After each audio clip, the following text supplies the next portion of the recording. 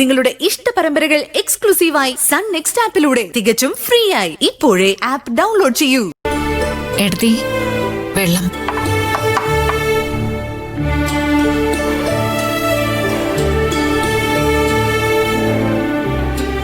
എടുത്തിക്ക് ഉറക്കം വരുന്നില്ലേ? സമയമായില്ലല്ലോ. എനിക്ക് മനസ്സിന് എന്തെങ്കിലും അസ്വസ്ഥത വന്നാ പിന്നെ ഉറക്കേ വരില്ല. ഓരോന്ന് ചിന്തിച്ച് ചിന്തിച്ച് നേരം വെളുപ്പിക്കും. എടുത്തി ഗുളിക കഴിച്ചില്ലല്ലോ?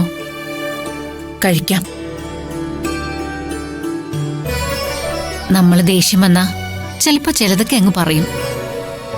പിന്നീട് ആലോചിക്കും അത് വേണ്ടായിരുന്നു. എടുത്തി രൂപേഷിനെ വഴക്കു പറയണ്ടായിരുന്നു. അവനത് സഹിച്ചിട്ടുണ്ടാവില്ല. പാവം, ഏട്ടത്തിയുടെ ഒരു ചെറിയ മൗനം പോലും അവന് സങ്കടാവും. ഏയ്, അങ്ങനൊന്നുമില്ല. എന്റെ മോന് എന്നെ മനസ്സിലാകും. അവൻ എന്നോട് പിണക്കമൊന്നും കാണൂല. മക്കളെ തിരുത്താനുള്ള സമയത്ത് തിരുത്തണം. അതൊരമ്മയുടെ കടമയാ. അതിന് രൂപേഷിന്റെ കയ്യില് തെറ്റൊന്നുണ്ടായിരുന്നില്ലല്ലോ എടുത്തി. ഗീതമ്മയെ പോലെ രൂപേഷിനെ ഒരുപാട് എടുത്തോണ്ട് നടന്നിട്ടുള്ള ആളാ പവിയും. പവി അവന്റെ അമ്മാവനാണെന്നുള്ള കാര്യം പോലും ചിന്തിക്കാതെ, അത് ശരിയല്ലല്ലോ. അവിടെയും എടുത്തി ഒന്ന് ശ്രദ്ധിച്ചോ? അമ്മയോട് ഗിരിജ കാട്ടിക്കൂട്ടിയ പ്രവൃത്തികൾക്കെതിരെയാ അവൻ ദേഷ്യപ്പെട്ടത്.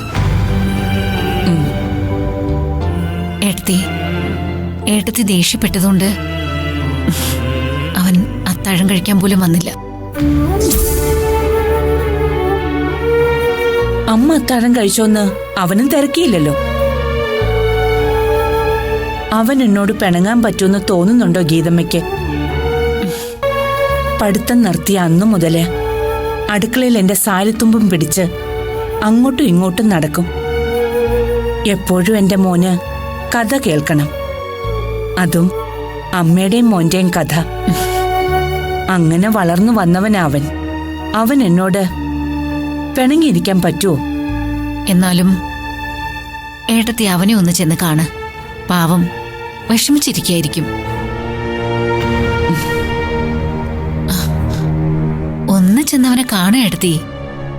എന്റെ മോൻ അവന്റെ അമ്മയെ മനസ്സിലാക്കുന്നെങ്കിൽ മനസ്സിലാക്കട്ടെ. ഞാൻ എങ്ങോട്ടും പോകുന്നില്ല. ഞാൻ പറയാനുള്ളത് പറഞ്ഞു. ഇനിയെല്ലാം ഏട്ടത്തിയുടെ ഇഷ്ടം.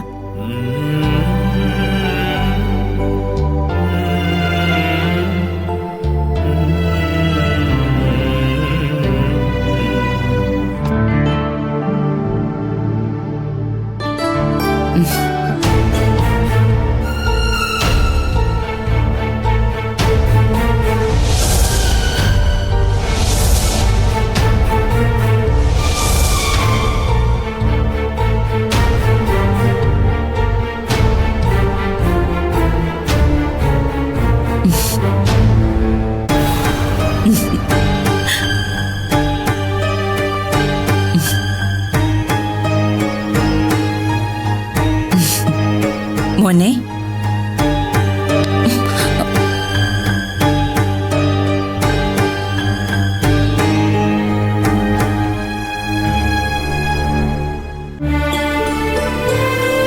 മോനെ, മോൻ അമ്മയോട് പിണങ്ങിയോ? മറ്റാർക്കും എന്നെ മനസ്സിലായില്ലെങ്കിലും എന്റെ മോന് എന്നെ മനസ്സിലാവുന്ന അമ്മ വിചാരിച്ചത്. എനിക്കൊന്നും കേൾക്കണ്ട.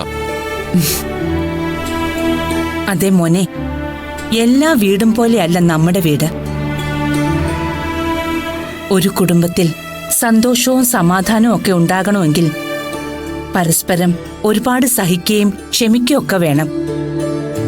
എന്നിട്ട് ഇവിടെ എല്ലാരും അങ്ങനെയാണ് പെരുമാറുന്നത്. എപ്പോഴും ചിലര് മാത്രം ശ്രമിച്ചാൽ മതിയോ? അതോ മറ്റുള്ളവർക്ക് ആർക്കും അത് ബാധകമല്ലെന്നാണോ? മോനെ, എല്ലാവർക്കും ബാധകമാണ്. പക്ഷേ എന്റെ മോനും അവരും തമ്മില് ഒരു വ്യത്യാസമുണ്ട്. അവരെല്ലാം നമ്മളെ ആശ്രയിച്ച് ജീവിക്കുന്നവരാ. അവരുടെ കയ്യിൽ നിന്ന് ചിലപ്പോ ചില തെറ്റുകളൊക്കെ സംഭവിക്കാം. എന്നാലും നമ്മൾ ആരെയും വേദനിപ്പിക്കാൻ പാടില്ല. അപ്പൊ എന്റെ ദർശനയോ? അവളോട് ചെയ്തൊക്കെ ഞാൻ ക്ഷമിക്കണമെന്നാണ് അമ്മ പറയുന്നത്. ആ ഗുണ്ട് പൊട്ടി അവക്ക് എന്തെങ്കിലും സംഭവിച്ചിരുന്നെങ്കിൽ ആര് സമാധാനം പറയുമായിരുന്നു?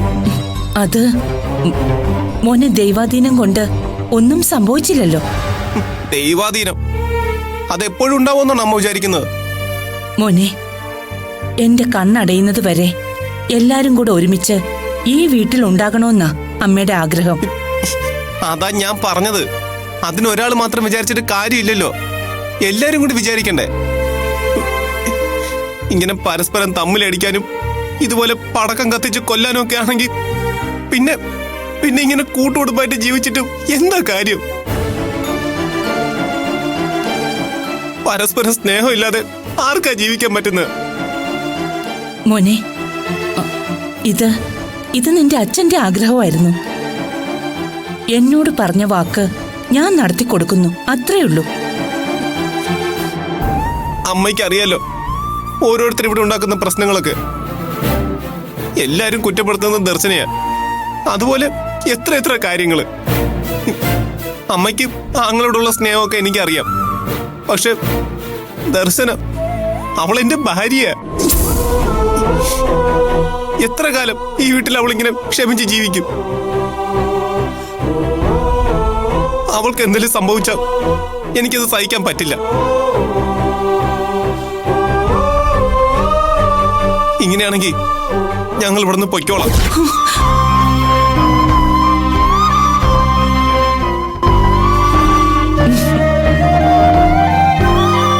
അങ്ങനെ എന്റെ മോൻ പോവോ?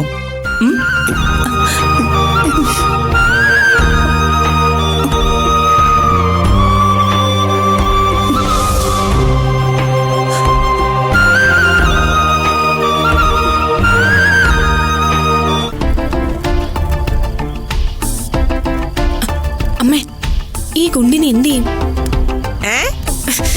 ഈ അമ്മയുടെ ഒരു കാര്യം എന്ത് പറഞ്ഞാലും ചെവി കേൾക്കത്തില്ല. ഈ ഗുണ്ട് ഇനി എന്ത് ചെയ്യാനാ പരിപാടി? ഡീ, നീ എന്നെ വലിയ പൊട്ടിയൊന്നും ആക്കണ്ട. നീ പറഞ്ഞത് എന്താന്ന് എനിക്ക് മനസ്സിലായി. ഒരു കാര്യം ചെയ്, പോയിട്ടെ ഒരു ബക്കറ്റിൽ കുറച്ച് വെള്ളം എടുത്തിട്ട് വാ.